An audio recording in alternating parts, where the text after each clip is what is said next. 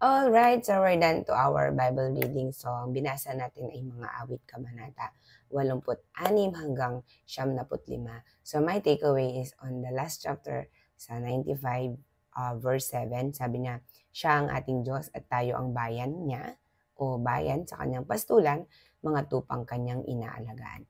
At ngayon kanyang salita ay ating pakinggan, inyong puso'y huwag patigasin tulad ng ginawa ng inyong mga o ng inyong magulang. So, nang nasa Meriba sa ilang ng masa. So, makikita po natin dito na ako po personally nakita ko, kailangan talaga natin ng pastol. Why? Because we are so foolish, no? Talaga po, tayong mga tao, we continue to baga, tinutuon natin yung mga bagay o yung ating sarili sa mga bagay na pansamantala. So, many times we choose to be full.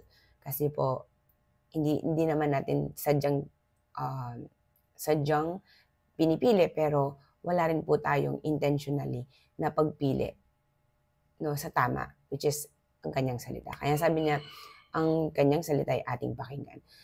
Dahil ang kanyang salita po ay ang mga katotohanan na magpapalaya po sa atin para mawala po tayo sa mga foolishness ng mundong ito o maalis sa atin yung maling desire.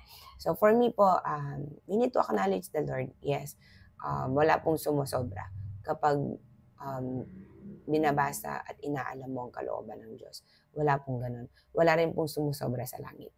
Wala pong ganun. We need to understand that we need the Lord because He is our God, He is our Savior, He is our King, He is our everything.